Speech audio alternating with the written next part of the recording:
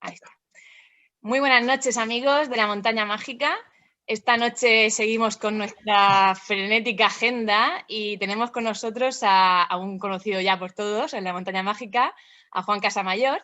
Y esta noche, porque vamos a presentar uno de los libros editados por Páginas de Espuma, que es Sacrificios Humanos, de María Fernanda Ampuero, que diréis, ¿dónde está María Fernanda? Pues está de camino, está en Guayaquil, que ya es ecuatoriana y vive allí, y ahora se conectará cuando pueda.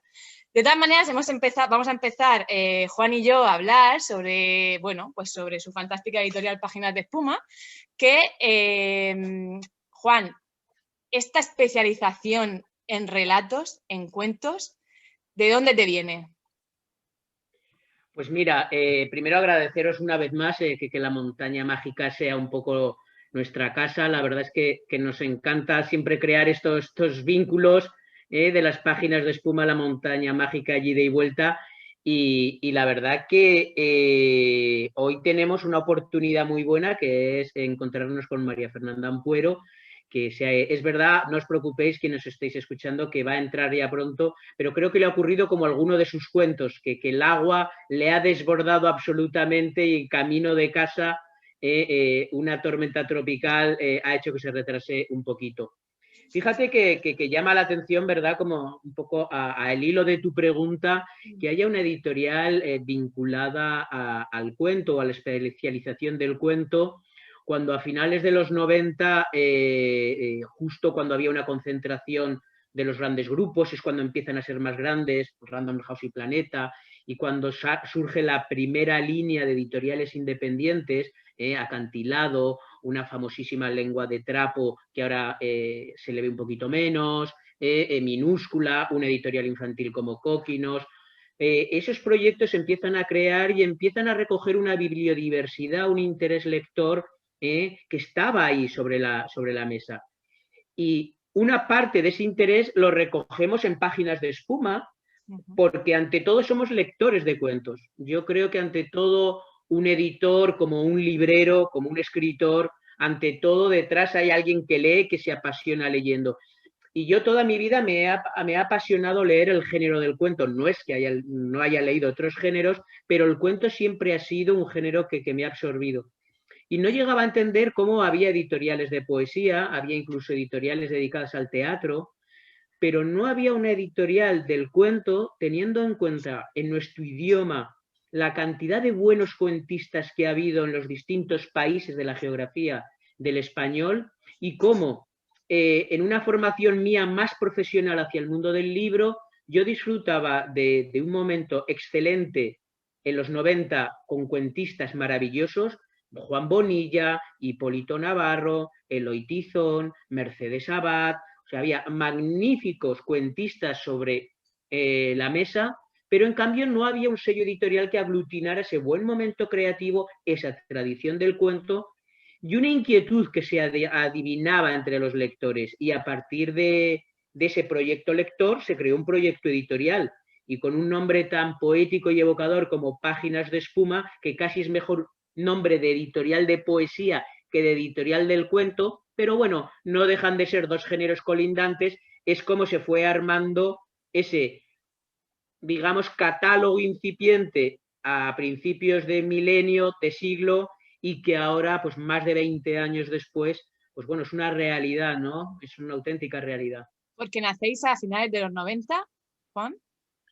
Sí, la editorial estrictamente nace el 29 de septiembre de 1999, que es cuando fuimos a una notaría con un señor muy serio a firmar lo que decía que Páginas de Espuma iba a ser una editorial.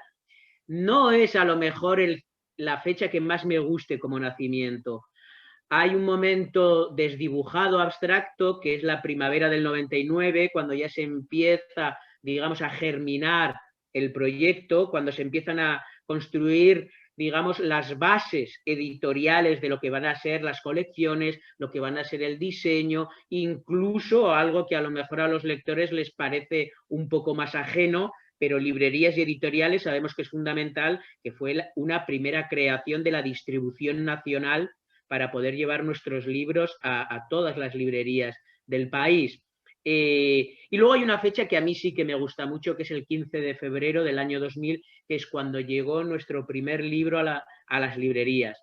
Ese fue como el bautizo, que es el que más nos gusta subrayar, y cada año pues siempre lo movemos en redes y demás. De hecho, este fatídico, extraño y complejo 2020 celebrábamos 20 años y queríamos hacer una gran fiesta. Pero bueno, no voy a decir que se quedó en proyecto, porque el proyecto está y cuando podamos haremos una gran fiesta con muchísima espuma, y no solo de libros, sino de champanes y cavas varios. Aunque no haya habido fiesta, Juan, yo te felicito, porque estar más de 20 años con una editorial pequeña, con un estilo tan característico, confiando en tu sello, ¿no? En lo que se te reconoce desde fuera, la estética del libro, que es diferente, es verdad. Yo, la verdad que como soy nueva, como sabes, en esto de las librerías, no me había percatado yo de lo que caracteriza a cada editorial. Eso la verdad que ha sido un mundo nuevo para mí, y Páginas de Espuma ha formado parte de él, y ha sido un gran descubrimiento. O sea, que felicidades, porque se os reconoce, tanto por lo que publicáis como por la estética, por todo. Sí, a ver, estos años lo que sobre todo han creado es un catálogo. O sea, yo creo que lo que definitivamente define a una editorial es el catálogo que va sumando año tras año, y eso forma obras y forma escritores y escritoras, y va creando, digamos, una atmósfera, un perfil, una familia que sí que distingue y singulariza la propuesta editorial de otras. Más allá de características físicas de los libros, nuestros libros son un poco alargados, como en el fondo tienen el mismo tamaño, un sello que también vuestros lectores conocen, que es Alfaguara, tienen el mismo formato que Alfaguara, pero como son más finos, sí, pero parecen más espigados, Sí. parecen más espigados, más estilizados, pero es el mismo formato que un libro Alfaguara.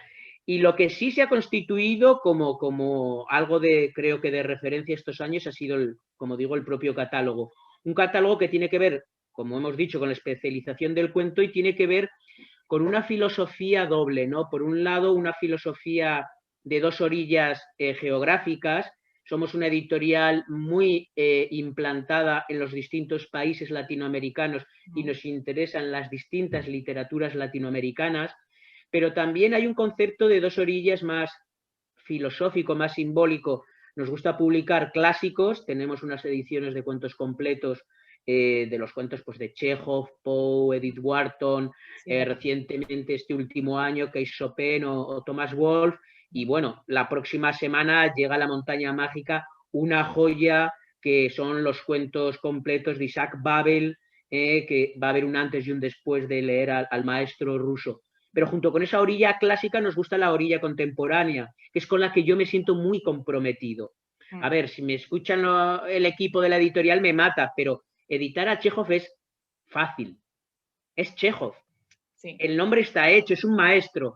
Pero publicar el primer libro, por ejemplo, de una escritora ecuatoriana que se llamaba María Fernanda Ampuero, pues hay un reto, hay un riesgo, hay también una obligación y una convicción editorial de que hay que dar a conocer nuevas voces, y eso me parece muy, muy importante. Claro, junto con esas nuevas voces hay en Páginas de Espuma un gran grupo muy numeroso de escritores que han decidido: yo las novelas las publico en grandes grupos, yo publico en Seis Barral, yo publico en Alfaguara mis novelas, pero los cuentos los publico en Páginas de Espuma.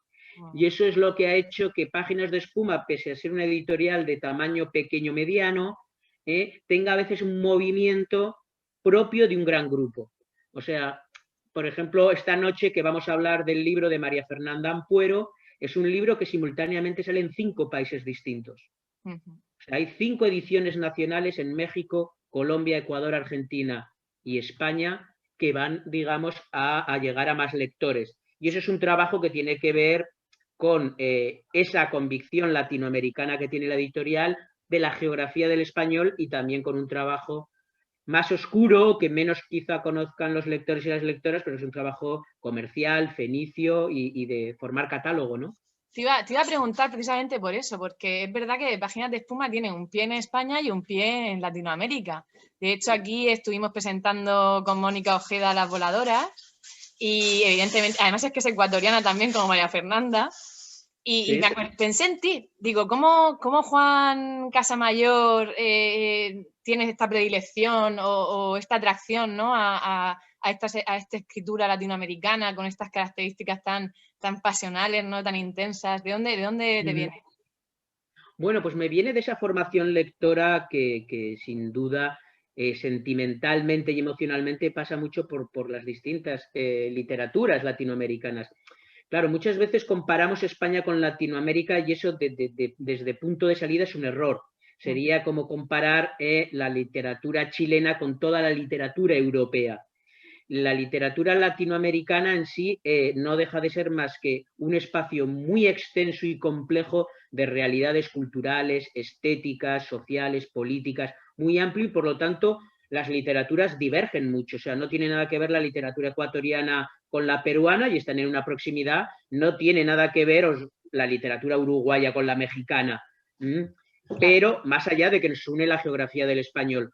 Y bien por mi interés lector y luego porque junto con mi labor de editor en Madrid, pues también tengo digamos, una parte que es del editor viajero que constantemente está viajando por distintos países latinoamericanos y eso me ha dado la oportunidad para conocer y sensibilizarme ante otras formas de escritura, otras formas de entender la literatura, romper los límites de los que a lo mejor yo podía tener aquí como lector español. Y eso yo creo que abre el catálogo pues de pronto a dos escritoras ecuatorianas, pero tenemos muy buena representación de escritores pues de México, de Argentina, de Venezuela, por ejemplo, y tenemos escritores que van desde Chile a Perú. Y las incorporaciones, pues bueno, van cubriendo toda la cartografía del continente. Y esa es la pasión, ¿no? Dar un poco una muestra, simplemente una muestra de todo lo que se puede hacer. Es abrumador, ¿no? Porque América es tan grande, Juan, que ahí tienes trabajo, ¿no? Te llegarán manuscritos, vamos, por cientos. Y además hay mucha afición lectora, según me ha comentado Vicente, ¿no? Se lee mucho por allí.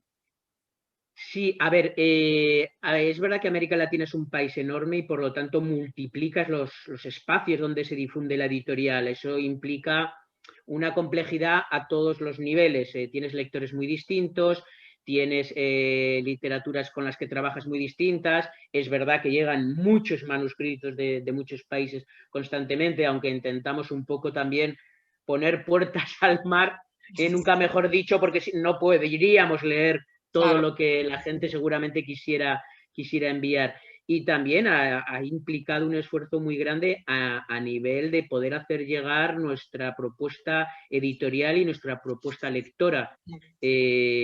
Digamos que pensando en vuestra librería, La Montaña Mágica, a mí me vuela la imaginación y puedo pensar en la librería Traspatio de Michoacán, puedo pensar en Hermanas Karamazov de Montevideo, o puedo pensar en Eterna Cadencia de Buenos Aires, que se hermanarían con vuestra librería. Entonces, todo eso, ese esfuerzo también está destinado también a entablar relaciones de pasión y que los libros circulen y encuentren a su lector, bien sea en una latitud u otra, ¿no? Sin duda, la suerte que yo he tenido al viajar ha sido poner cara a los lectores, acercarme a su realidad, escuchar sus comentarios, aprender muchísimo más allá de lo literario y formarme realmente, como te diría, de verdad, parece muy altisonante, pero como ciudadano del mundo, ¿no? Esa es un poco la realidad. Cuando estuvimos presentando Las voladoras de Mónica Ojeda, nos contaste vuestra historia, ¿no? Cómo os conocisteis, cómo conectaste tú con su escritura. Pues cuéntanos un poco con María Fernanda cómo fue el proceso. Sí. María Fernanda, hay que tener en cuenta que antes de entrar en la ficción era una consumada periodista. Sí, tenía en Ecuador 2 libros publicados de crónicas y llevaba viviendo muchos años en España.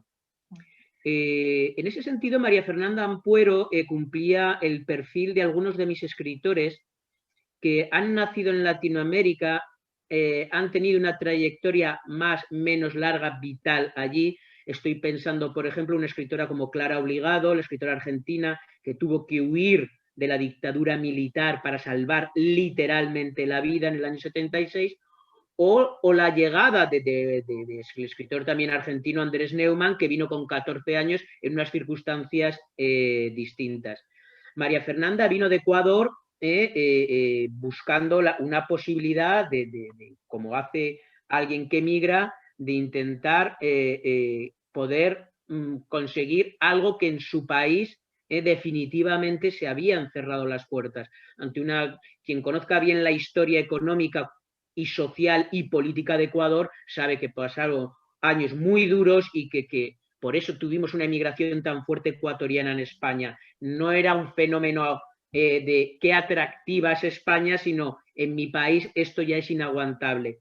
Y así llegó, ese es el perfil previo de María Fernanda. Y en cambio María Fernanda siempre había escrito y siempre había pensado en que era una impostora de la escritora. Nunca se había creído que ella podía llegar a ser la escritora que es. Hasta que un buen día, igual que el agua tropical le está desbordando ahora, y ya veo que está entrando, por aquí, sí. Y igual que María Fernanda tenía esa idea de impostura, pues los cuentos se fueron acumulando.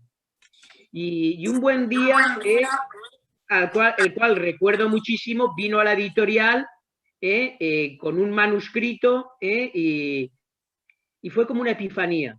Yo a María Fernanda ya la conocía, pero no la había conocido en la distancia más corta del editor que habla con la escritora y que le presenta pues el que ahora es un libro muy conocido, que creo que es piedra angular de todo lo que está pasando con las escritoras en Latinoamérica, que no lo llamaría un boom, lo llamaría, podríamos profundizar en eso luego, que es Pelea de Gallos, un libro que lleva muchas reediciones y que es una puerta de entrada absolutamente maravillosa. Ha sido un libro, además, muy bien acogido por la crítica, tiene muchos miles y miles de lectores, ha sido traducido a varios idiomas, ahora está en promoción la edición brasileña, por ejemplo, pero ha sido traducido al inglés, ha sido traducido en otras lenguas europeas, y así fue como fue comenzando ese inicio del trabajo con María Fernanda, de menos a más, y que de pronto nos dimos cuenta un buen día que el libro ya no era ni de María Fernanda ni de Páginas de Espuma, era de los lectores y las lectoras que constantemente se lo recomiendan y está de boca en boca, y eso es lo mejor que puede pasar. Desde luego. No es un boom, es un reconocimiento. ¿Puede ser? Sí, yo creo que efectivamente no, o sea, me niego a que se hable de un boom de las escritoras latinoamericanas actuales. Creo que un boom no deja de ser más que un fenómeno de la mercadotecnia editorial y no estamos ante eso. Estamos, digamos, ante una evolución de un camino donde siempre ha habido escritoras. Siempre. Y con un libro que le tengo un especial cariño, que es Vindictas, cuentistas latinoamericanas, también hemos visto que las escritoras de las que tanto se hablan ahora tienen madres y abuelas literarias. Madres y abuelas literarias que lo maravilloso de esto es que estas escritoras de ahora no han tenido que matar a su madre. No han tenido que ser como los escritores, por ejemplo, la famosa generación argentina parricida que tuvo que matar a Borges para poder escribir. ¿Cómo se escribe después de Borges? Pues se podría haber escrito muy bien, igual que las escritoras latinoamericanas actuales escriben después pues, de Sara Gallardo, de Clarissa Lispector, Ocampo, tantos nombres que podríamos ir sumando, Amparo Dávila, y tantos que, por ejemplo, se reúnen en Vindictas, que han estado invisibilizadas y silenciadas, pero son ahora cuando el rumor suena. Y estas escritoras creo que en el fondo son parte de algo que siempre estuvo, pero ahora no está ni invisibilizado ni silenciado. Por lo tanto, no es un boom. Ahora se empiezan a leer como deberían haber sido leídas siempre. Y creo que ya tenemos a María Fernanda por ahí. Así ¡Hola, es. María Fernanda! Hola, María Fernanda. Te has convertido en un personaje de tu cuento llena de agua tropical. Hemos dicho que casi te ahogas por el camino. Una locura, ¿eh? Una locura. Totalmente, o sea... Que te ha caído toda el agua. ya no sé qué faltaba, qué castigo divino faltaba. Uy, no tientes, no tientes. Porque, aquí es una locura todo, pero bueno, perdón, bueno, nada, no los ecuatorianos tenemos fama de ser impuntuales y yo siempre he intentado desafiar eso con mis actos toda la vida y bueno, esto tranquila. ha sido, en fin, pues ya no sé bien. ni qué decirles. No te preocupes, María Fernanda. Pregunten porque, bien, ¿no? si me... Yo estoy, bueno, pues tengo aquí un problemilla de no se sabe si hueso, estamos en ello, pero bueno, ambas estamos vivas, podemos caminar y bueno, creo que salimos con suerte de lo que pudo haber sido. Sí, pues nada, pues te agradezco mucho el esfuerzo, María Fernanda, de que estés aquí. No, gracias a ustedes por la invitación. Por lo que he pasado en las últimas horas, jolín. Sí, yo es que también, yo soy de perritos también y esas cosas duelen y afectan como si fueran nuestros propios hijos, o sea que te agradezco el esfuerzo. Un montón, no te preocupes, aquí estamos y bueno, a las órdenes. Muy bien, pues nada, a los lectores de La Montaña Mágica, encantada de conocerte, María Fernanda. Como ya hemos dicho y además Juan Casamayor nos ha hecho una introducción estupenda, no hay mal que por bien no venga, hemos venido a presentar tu libro de Sacrificios Humanos. Gran periodista y escritora, María Fernanda, no es lo primero que publicas, como ya también Juan nos ha dicho, tenías, que yo también he visto, Lo que aprendí en la peluquería de 2011, Permiso de residencia en 2013, que trata el tema de la inmigración, que bueno, es una constante, ¿verdad?, en toda tu obra, que también ha hecho referencia Juan. Y el gran libro de cuentos, Pelea de Gallos, de 2018, ya con páginas de espuma, que es un gran libro de relatos o de cuentos, que fue pues un éxito y que seguimos teniendo en la librería como no puede ser de otra manera. Y ahora viene Sacrificios Humanos, que es tu nuevo libro de relatos, tu segundo libro en este caso. Y yo me pregunto, la escritura de los dos se solapan en el tiempo. Esto es, en tu mente, es una continuación del anterior, que te quedaste con ganas de más. Cuéntame todo tu proceso creativo de este segundo libro de cuentos. Vale, bueno, pues primero saludar a las que están conectadas y sobre todo a la gente que compra libros en pequeñas superficies. Esa gente es la revolución. Gracias. Así que, besazo. Yo no siento que sea una continuación. Pelea de Gallos fue un libro que tuvo una génesis curiosa porque yo no me asumía como escritora de ficción, ni tampoco ya no estaba en mis planes, digamos, no era una cosa, yo eso lo había dejado atrás muy jovencita. Bueno, fue una serie de circunstancias, digamos, yo seguía escribiendo esa cosa digamos, ser escritor no es necesariamente ser un escritor publicado, creo. Claro. Yo escribía, es una cosa que es parte de mi vida, que es no sé, no le quiero poner ninguna etiqueta, ni catártico, ni exorcista, porque es todo y es nada de eso a la vez. También es un ejercicio divertido, también pese a lo que yo escribo, es una actividad lúdica con el mayor respeto hacia el juego. Entonces, bueno, es algo que es parte de mi vida desde siempre, pero una serie de circunstancias hicieron que salieran a la luz unos cuantos cuentos míos por unos concursos literarios, por una convocatoria que hubo para una antología, y bueno, así hubo gente que empezó como a oír mi nombre y no vinculado necesariamente al trabajo periodístico, ¿no?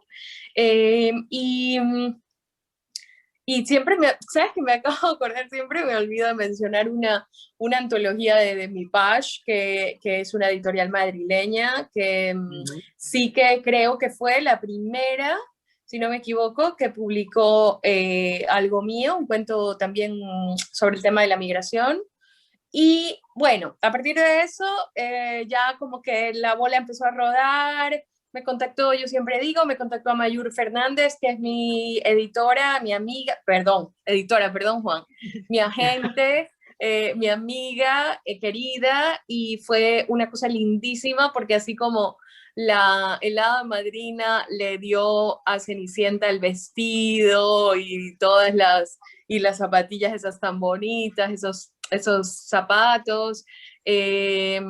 A Mayur hizo la pregunta que no había hecho nadie, nunca, todas las personas a las que yo les había hecho leer la ficción, que era, ¿tienes más cosas? ¿Tienes más cosas? ¿Crees que haya la posibilidad de armar un cuento, un libro de cuentos? Y a mí me pareció esa pregunta, nadie había hecho esa pregunta. Yo le digo, amiga, esta pregunta es más importante que si quieres casarte conmigo. O sea, esa pregunta cambia la vida mucho más que un matrimonio, para bien. Y aparte, Mayur hizo una cosa, digamos, mi vínculo con ella permitió que pasara una cosa que yo quería evitar a toda costa en mi vida y que aún la quiero evitar a toda costa en mi vida, que es negociar. Negociar por pasta lo que hago. Y todo ese proceso humillante a más no poder, de que te dicen, mira, no tenemos dinero, pero te vamos a dar visibilidad. Digo, bueno, no sé, yo voy a la pescadería y no les digo, tome visibilidad, deme merluza, ¿no? La visibilidad no compra merluza. Aunque yo no como merluza, de hecho, estoy usando un ejemplo muy pijo, cuando en realidad lo que yo voy es a comprar cuartos traseros de pollo. Pero... Pensaba que ibas a decir ceviche. Bueno, sí, ceviche sí hago, ahora que estoy en el Ecuador, sí que me puedo permitir comer pescado, sí puedo permitírmelo.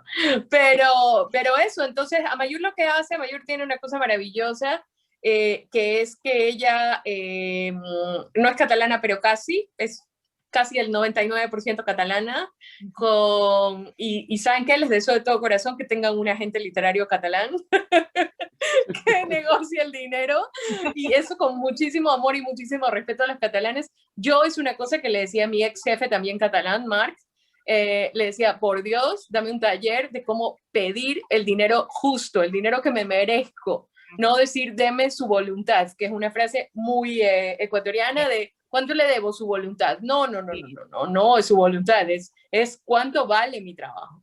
Y en ese sentido, bueno, pues como te digo, empezó teniendo una aliada la mujer maravilla catalana que mueve las cosas, que conoce a todo el mundo, que además no solo eso, sino que me llena a mí de autoestima. Ese fue como el primer punto muy importante, de decirme, tía, esto es una pasada, esto necesita publicarse.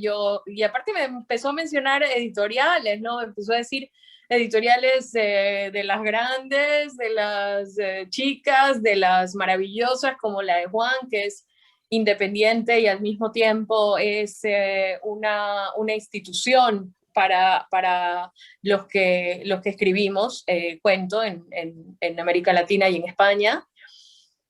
Y me parecía loquísimo todo eso, y me parecía que, bueno, que si ella atajaba las balas de las negativas, que era una cosa que a mí me costaba mucho, me sigue costando, todo iba a ir bien. Así que, para no alargarte muchísimo más, un cuento que ya alargué mucho, a Mayur le presentó lo que era en aquel momento, no se llamaba Pelea de Gallos, lo que era un manuscrito de María Fernanda Ampuero, y Juan, con toda su generosidad inmensa y con su ojo de editor y con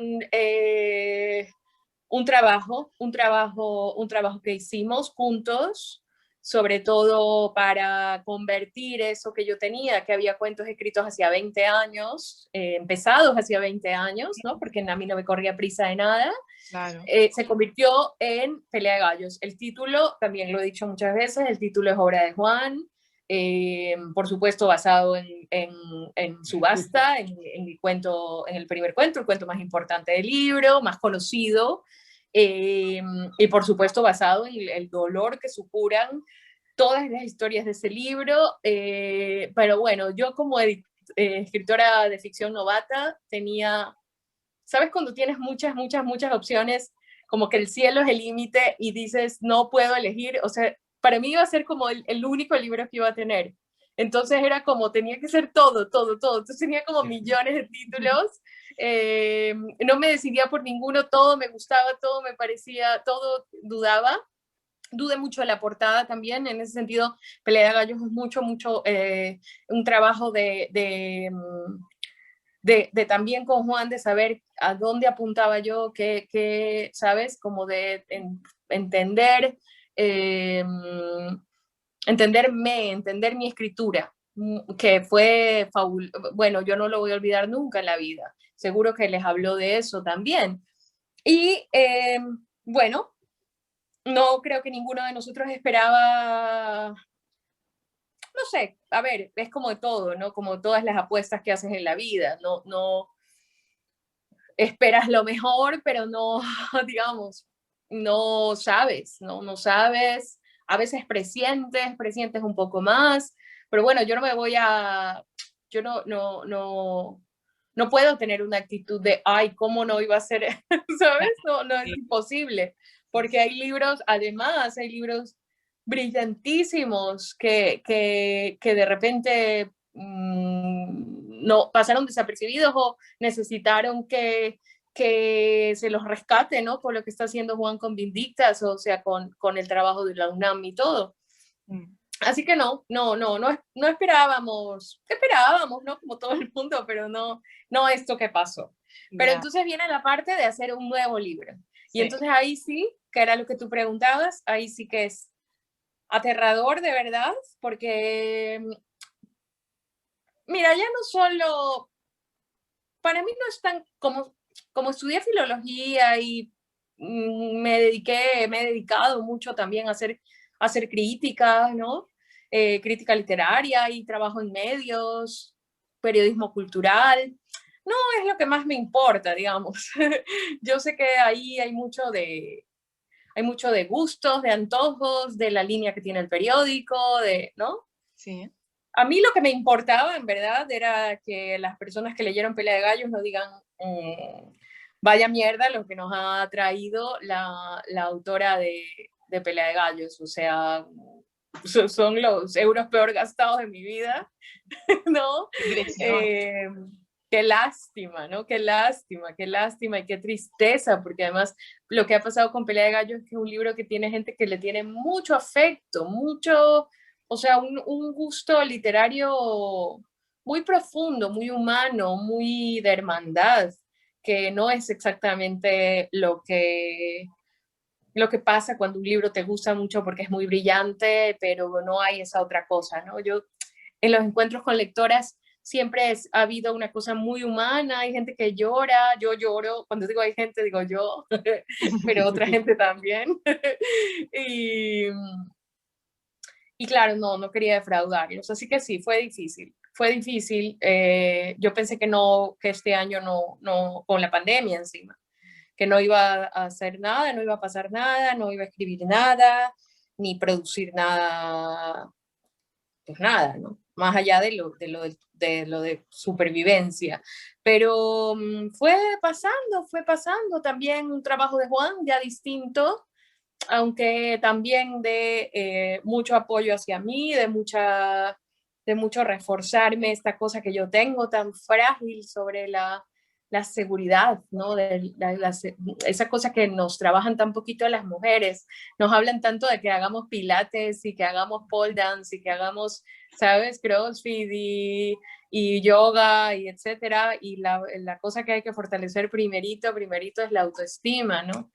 Entonces, bueno, en ese sentido, Juan es un excelente gimnasio de autoestima y me permitió que yo fortaleciera ese músculo que a las niñas nos los atrofian, ¿no? Porque yo sí era una niña muy, muy segura de mí misma. Uf, mi hermano era para nada, o sea, mi hermano, ahí yo era la astuta, la lista, la superheroína, ¿no? De la familia, hasta que de repente empiezan a minar esas seguridades y esas certezas que tenemos como niñas y las tienes que reconstruir a la edad en la que te das cuenta, si te das cuenta, si no, no.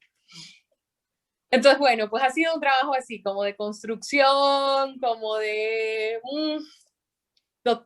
bueno, no tener miedo, ¿no? De lanzarse otra vez al vacío. Si escribes literatura con miedo, yo creo que esa literatura, pues no va a ser, ¿no? No va a ser, simplemente no va a ser. O sea, será otra cosa, pero no literatura, me parece. Ya lo creo. Has hablado del título de Pelea de Gallos. ¿Cómo llegáis a sacrificios humanos? También con un poquito, también con un poquito de duda de mi parte, ¿no? Yo no sé si algún día diga, este es el título y tal, pero con menos duda que en Pelea de Gallos, menos. O sea, en Pelea de Gallos, como que sí, todo era aterrador y todo era tan trascendente para mí en ese momento. Yo siempre, pues claro, obvio, soy una lectora feroz y entonces la palabra escrita, ¿no? La cosa negro sobre blanco para mí es sagrado, sagrado, o sea, para mí no hay nada más sagrado que un libro, no cualquier libro. Los libros que yo he amado son mis Biblias, en ese sentido tengo cientos de Biblias de palabras sagradas, ¿sabes? Entonces era muy amenazante la idea de que eso se iba a quedar así, ¿no? Para siempre, la cosa esta. Ahora no, creo que me lo tomé con un poquito más de calma, como, mira, igual vienen otros libros, otros títulos, o sea, no es tan, no es tan definitivo, ¿no? No es la última decisión que vas a tomar literaria de tu vida. Entonces tenía muchas ideas, pero ninguna muy fuerte, ninguna, o sea, tenía como post-its, ¿no? En la pared con cosas. Y fíjate, es un poco loco cómo funcionan las cosas, pero yo tenía un cuento muy satánico que al final no quedó en Sacrificios Humanos, un cuento como bueno, que necesita mucho más trabajo. Y ahí empecé a pensar por primera vez, ¿no? En esta cosa. Empecé a pensar en la tierra, que es un clásico del cine de terror, ¿no? El construir en una tierra sagrada de una tribu o de una cultura previa, ¿no? Y respetar ese suelo. Y pues nosotros, los ecuatorianos, vivimos sobre suelo inca. Yo en ese momento estaba viviendo en Quito, o sea, literalmente sobre suelo inca. Claro, nuestras ciudades están construidas sobre incarios y sobre cementerios de incas, ¿no? Y no sé en qué momento empecé a pensar en ese suelo y la sangre que ha absorbido ese suelo. También la violencia que viene de nuestros orígenes, digamos, ¿no? La violencia no llegó en 1492 a este continente, no, esa es la otra cosa, también hubo puteados que los mismos de siempre, digamos, las mujeres, los niños, los pobres, la cosita era igual, ¿no? Era parecidona. Entonces, bueno, me interesaba eso y en ese proceso descubrí que los incas también tenían sacrificios humanos, que ese será quizás un libro posterior con el nombre de la práctica de sacrificios humanos de los incas, pero ya se quedó esa idea. Entonces recuerdo que un día en una conversación con Juan por chat, en WhatsApp, estábamos hablando de las posibilidades de los títulos. Hay un cuento que es clarísimamente los sacrificios humanos al Minotauro, o sea, que le da la vuelta al mito. Y bueno, pues, o sea, como que iban cayendo por su propio peso, los emigrantes son el sacrificio humano contemporáneo, etcétera. Así que sí, a Juan le gustó, a mí me gustó, fuimos pensándolo alrededor de eso, de que hay gente descartable, ¿no? De que hay gente que, digamos, a la que lanzas a la piscina para salvarte a ti, pues no, sin ir más lejos, la vacuna, lo que está pasando aquí. O sea, mi mamá tiene 70 años y hay gente de 28 que tiene un apellido y por eso está vacunada, ¿no? Aquí también, ¿eh? Aquí también. Bueno, no te voy a contar, pero vamos, hemos tenido un caso parecido en la región de Murcia, o sea que no, no nos sorprende, no nos sorprende. Lo sé. No, Oh, sí, sí. Qué lástima. Yendo a los cuentos, y bueno, un poco para que nuestros amigos y lectores lo sepan, pues va de las pasiones humanas, ¿no? Pues es que cualquiera se puede sentir un poquito identificado leyendo los cuentos, ¿no? El miedo, el maltrato, la desesperanza, la pérdida. Y estos días que he estado leyendo cosas tuyas y entrevistas, ha habido una idea que me ha encantado porque realmente dije, esto ha significado el libro de cuentos para mí.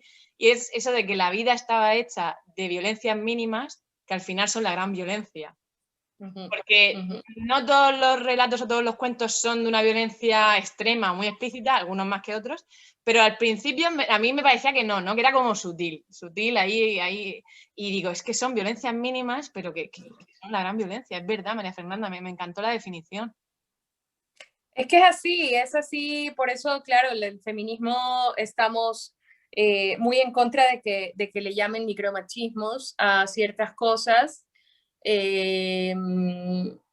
porque no hay nada micro en el machismo, digamos, ¿sabes? O sea, la pornografía, por ejemplo, que tú dices, hay micromachismo de la industria de la pornografía, o de la gente que consume pornografía. Bueno, lo que pasa en la pornografía es que en la pornografía aprendes que la mujer no es nada, ¿sabes? Entonces no hay ningún micromachismo en la pornografía, aunque tú podrías decir, no le hace daño a nadie, que un tipo esté tocándose a sí mismo mientras ve que unos actores y actrices porno representan una violación en manada. Entonces no le hace daño a nadie, no, porque ese tipo le va a parecer que lo que le pasó a la niña de Pamplona le gustó incluso, ¿no? Porque él está acostumbrado a ver a esa actriz chillando de placer y no. Entonces, ¿cómo trata esa persona a sus parejas sexuales? Por ejemplo, ¿no? ¿Y cómo trata esa persona a una pareja sexual que no quiere ser su pareja sexual? Como si no fuera nada. Entonces no existe el micromachismo para mí, no existe que te digan qué buena estás y te morboseen en la calle en relación a termina un feminicidio. O sea, simplemente es un arcoíris muy amplio, terrible, que empieza diciendo los hombres, los niños son mejores que las mujeres. Sí, incluso en el cuento de... Y lo mismo la violencia, ¿no? Sí, y en el cuento de hermanas, ¿no? Desde bien pequeñitas, que vamos, si alguien tiene la suerte de no identificarse con ninguno de los otros cuentos, que puede ser, en el de hermanas siempre te identificas un poquito, porque es que la vida infantil, la primera infancia a veces es dura, ¿no? Las comparaciones, el colegio es una jauría, vamos, eso es la selva, ¿no? Los populares, los que no son populares, es que son cuentos que trascienden al lector. Pues ojalá, Sí. Ojalá, un poco esa es la idea, ¿no? Esa es la idea de la literatura que yo he amado toda mi vida, o sea, la literatura, la cosa de la literatura universal, o eso mal llamado literatura que recoge las experiencias universales, eso es una gilipollez, eso no existe. Lo que pasa es que hay gente que es capaz, como Juan Rulfo, por ejemplo, de hacerte que todo el planeta, un señor en Japón, dentro de 60 años, con una sociedad en la que todo es tecnológico, ¿sabes?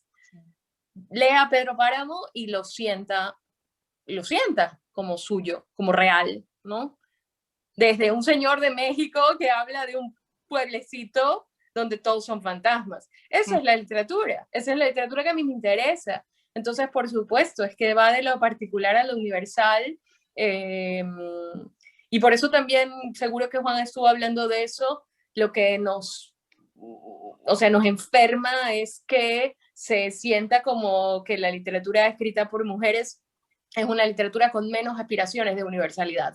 Eso a mí me enferma, porque sinceramente, si tú eres capaz de considerar literatura universal un señor que es un insecto, ¿cómo le puedes considerar literatura universal una señora que le pasan cosas? No. Sí, además ayuda mucho, María Fernanda, que los escribas todos en primera persona. Todos son escritos en primera persona, ¿no? Casi todos, casi Sí, todos. Hay uno de diálogos, hay uno en sí, verbos bueno, en es verdad. infinitivo. Sí, es verdad, es verdad. Pero eso hace que conectes más, que empatices más. Es que lo sufres como lector. Bueno, claro, esa es la ventaja, y a la vez también tiene ciertas desventajas la primera persona, pero la grandísima ventaja es que cuando alguien te cuenta una historia desde el yo, eh, ese juego, ese mecanismo que se despierta entre lector y autor es más rápido, ¿no? Es más eficiente si lo cuentas desde un yo, que es como si te sientas con alguien a tomar un café y te dice, mira lo que me pasó, ¿no? Sí. Bueno, estamos genética y lingüísticamente Sí, es verdad. trabajados como para que esa sea la persona más eficiente a la hora de contar. Pero, por ejemplo, date cuenta que Freaks es un cuento que está escrito con verbos en infinitivo, o sea que no es un cuento en primera persona. Es un cuento que yo quise emular la forma en la que se escriben las instrucciones, ¿sabes? Sentía que podía ser interesante jugar a que se lea como si fueran instrucciones. Primero haces esto, luego haces esto, y luego haces esto, y luego no eres un hijo de puta, ¿no? Luego no eres un hijo de puta con los demás. Bueno, pues también esa es la parte maravillosa de la palabra y la literatura, que tenemos un vocabulario que tiene, pues sabes, acotado, ¿no? O sea, un vocabulario que no es infinito, que tiene una cantidad de palabras basta, pero no infinita. Pero es que luego está todo eso de las posibilidades de hacer algo nuevo con las palabras que ya tenemos. Eso es lo que también siento que a los escritores nos gusta mucho hacer y explorar, ¿no? Si podemos hacerlo. Sí. El tema de la inmigración también, bueno, si me permites que te califique como la gran activista de la inmigración, porque es verdad, ayudan mucho con tus cuentos a visibilizar este tema. Otra cosa que te he leído, te he oído, que también me gustó, es que el inmigrante es siempre alguien de fuera y pobre, ¿no? No se le tacha de inmigrante al ruso que viene a comprarse un chalet en Torrevieja. No, pues son extranjeros. Eso es claro, son extranjeros. los que se hospedan en el Ritz son extranjeros, y eso que a veces llevan a sus mujeres con burka, pero no importa. Ya, no, esos no son, claro. no tienen una cultura, no Sí. es que no se adaptan. Sí, sí, es verdad. Y además, no sé si es el primero del libro de cuentos, el de la muchacha. Sí, biografía. Eso, biografía, me gustó mucho. Sí, sí, es aterrador, ¿eh? No sé si es autobiográfico, María Fernanda. Es un poco autobiográfico. Yo creo que todo es un poco autobiográfico, sinceramente, ¿no? O al menos la literatura que a mí me interesa. La literatura que a mí me interesa recoge aquello de Madame Bovary, soy yo, y no, incluso te diría que hasta no solo la literatura, hasta el periodismo que a mí me interesa. O sea, estoy pensando, por ejemplo, en Svetlana Alexievich, que escribe un periodismo que también podría recoger eso, ¿no? Todos los personajes del libro de Chernobyl es ella también, ¿no? Esa cosa bellísima de la empatía, ¿no? Creo que no se puede hacer un arte que trascienda, que nos trascienda si no haces eso, creo, es mi opinión. No saldría bien, no saldría bien. No creo. Y bueno, yo, me da risa que me digas que eran activista de la migración, porque resulta que creo que todas las ONGs de la migración española también, claro, me aborrecen, porque... ¿Sí? No. Creo que sí, porque sí, eso es el racismo, y porque yo me acuerdo que cuando llevaba como unos 8 años en España, más o menos, escribí una columna en la que hablaba de que a veces este intento además generoso y súper respetable de hacer visible el sufrimiento de los extranjeros, a veces va por el lado equivocado. Entonces había, hace muchos años, había muchas manifestaciones afuera del CIE de Aluche, el CIE, el Centro de Internamiento de Extranjeros en Aluche, el barrio madrileño, Iban muchas asociaciones, mucha gente a marchar fuera del CIE. Y lo que pasaba era que enardecían a la gente que estaba allá adentro, ¿sabes? Y entonces las personas se ponían locas con toda la razón del mundo, ¿no? Como véannos, ¿no? Un poco eso. Las ventanas de los CIEs están tapiadas, no puedes ver a la gente que está adentro, tienen como una tipo de persiana. Pero bueno, pasaban cosas terribles cuando se terminaban las manifestaciones. La gente prendía fuego a las mantas, mucha desesperación, ¿no? Dentro del CIE mucha desesperación, mucha gente que arriesgó su vida por cruzar el mar y que de repente llegó al lugar que soñó y lo metieron a una cárcel, ¿no? Entonces, lo que yo les decía es que quizás estas manifestaciones tendríamos que hacerlas a el ministro del Interior en cada uno de sus actos. Sí. Y todo eso, o sea, movilizar a toda esta gran masa fuera del Ministerio del Interior, pero también todos sus actos en los hoteles, ¿no? Como que creo que sería una forma, me parecía en ese momento una forma de ser visible. Así que sí, me ganen varias enemistades.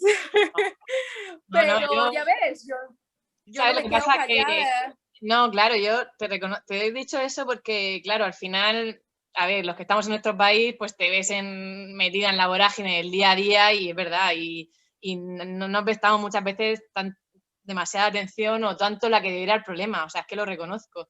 Entonces, a través de la lectura de tus relatos y de tus cuentos, pues es que tomas conciencia, porque tomas conciencia un día, al otro se te olvida, estás con tu día a día, tu trabajo, tus estudios, lo que sea, es verdad, y no se le presta la atención que merece el problema. O sea, que yo desde aquí te doy las gracias por ponérmelo delante una vez más. O sea que... No, gracias a ustedes, y yo, bueno, lo que sí quiero recordar es que Murcia y gran parte del país que come de lo que genera Murcia es gracias a manos extranjeras que están recolectando lo que nos comemos.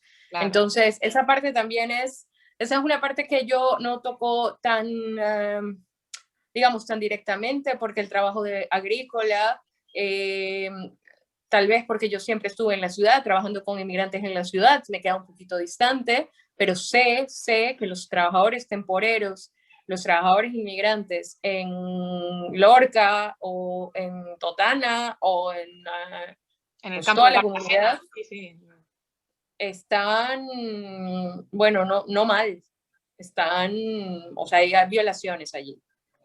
Me refiero a violaciones literales y a violaciones de los derechos humanos también. Entonces, qué triste que nos comamos un salmorejo que esté hecho recogido por manos de mujeres que son violadas por sus patrones y no digamos nada. Porque está rico el salmorejo y el tomate está barato. No está bien, eso no está bien. Ya, sí, desde luego que no, claro que no. Pues, no me gusta cerrar así, pero, uy, se nos ha ido la conexión. No, estoy, perdona. Pero es que el tiempo al final es limitado y... No, y bueno, yo me retrasé también, les pido disculpas por eso. Nada, qué va, no, porque la conversación con Juan ha sido también muy, muy edificante, o sea que de verdad que le hemos sacado provecho. Muchas gracias, Juan, y muchas gracias, María Fernanda. Me alegro, gracias a ustedes. De conocerte, que hayas pasado este rato con nosotros, que te hayas abierto en canal, que hayas dicho todo lo que piensas. Y ya saben, a todos los amigos de La Montaña Mágica, sacrificios humanos, que lo tenemos aquí en nuestra mesa de novedades. Y bueno, y pelea de gallos, que también lo tenemos siempre. O sea, que dicho queda, ¿vale? Muchas gracias, amigos. No, gracias a ustedes, en serio. Ojalá nos podamos ver algún día pronto. Seguro que sí, seguro que sí. Un besazo. Gracias, Montaña Mágica. Gracias, un beso a toda la familia de lectores. María Fernanda, cuídate. Hablamos. Chao. Chao. Chao.